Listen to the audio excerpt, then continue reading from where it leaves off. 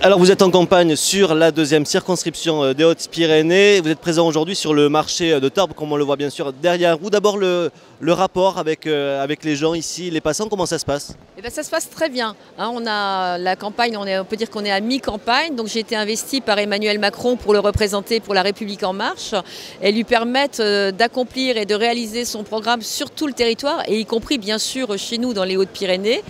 Toute cette semaine, j'ai voyagé dans le territoire, le nord, le sud, et le contact avec la population est excellent. Parce que je suis comme eux, une habitante, et je n'ai jamais été élue.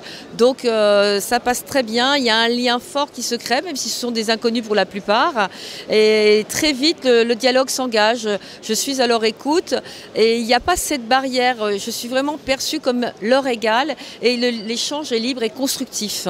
Donc en tout cas sur les marchés, les commerçants, parce que je vais aussi voir les commerçants. Je suis allée à Rabastens au marché aux bestiaux. Le contact est vraiment riche, intéressant, et je pense que toutes ces personnes attendent un renouveau, le renouvellement promis par Emmanuel Macron, et voilà, donc je suis là pour, quand je serai députée, leur permettre justement de réaliser l'avancée du territoire qu'ils attendent tous.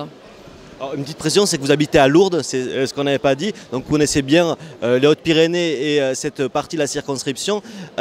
Pourquoi est-ce que vous avez souhaité vous engager avec Emmanuel Macron et la République En Marche aujourd'hui? Vous étiez déjà en marche lors de la campagne présidentielle. Qu'est-ce que vous avez aimé dans ce qu'il proposait?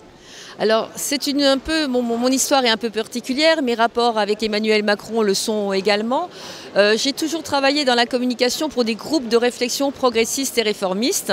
Et c'est d'ailleurs à cette occasion, dès 2007, moi j'ai côtoyé Emmanuel Macron et nous avons travaillé ensemble. Donc quand il a créé le mouvement En Marche, eh bien pour moi c'était vraiment la logique de l'aider.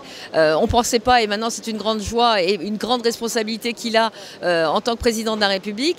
Et voilà, de balayer tout ce qui existe et toutes ces scories qui viennent encombrer la vie politique et qui nous, en tant que citoyens, il y a des contraintes énormes, donc de libérer tout cela.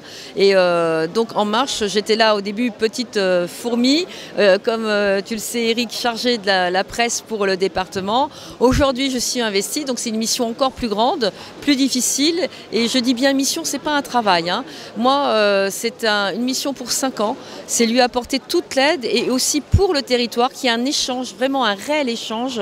Et ça, je m'y engage dans ma profession de foi, à faire des retours, des réunions, être à l'écoute des citoyens, des élus aussi bien sûr, parce qu'ils font partie du paysage, mais des citoyens pour voir ensemble comment progresser et mener à bien toutes ces réformes.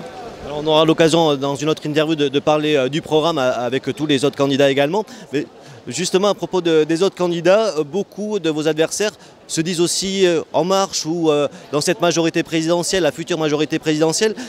Comment vous arrivez à faire la différence avec Jeannine Dubié qui veut être dans la majorité présidentielle et Clément Menet qui est prêt à voter des lois si elles sont avec ses valeurs? Alors, prêt à voter des lois, c'est une chose, mais je veux dire l'engagement, déjà les candidats investis par la CNI le sont parce qu'ils étaient adhérents En Marche.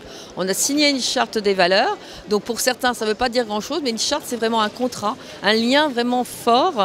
Et donc quand on s'engage auprès d'un président, c'est pas pour après, comme malheureusement on l'a connu lors du dernier quinquennat, où des gens qui faisaient partie de la majorité présidentielle n'ont pas hésité par opportunité ou des raisons qui m'ignorent et qui m'échappent, à être des frondeurs et à faire que le programme ne puisse pas se réaliser.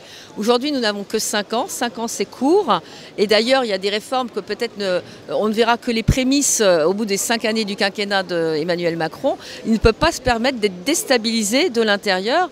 Donc dire je suis majorité parlementaire, la majorité présidentielle c'est celle d'Emmanuel Macron.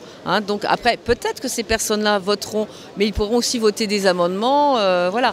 Il faut savoir que ça pourrait fragiliser. Donc aujourd'hui sur le département, il n'y a que 2 candidats En Marche, enfin La République En Marche, qui sont donc Jean-Bernard Sempastous pour la circonscription numéro 1 et moi-même pour la 2. Et donc on a, je dirais, une fidélité intellectuelle et politique que nous devons aujourd'hui à notre président.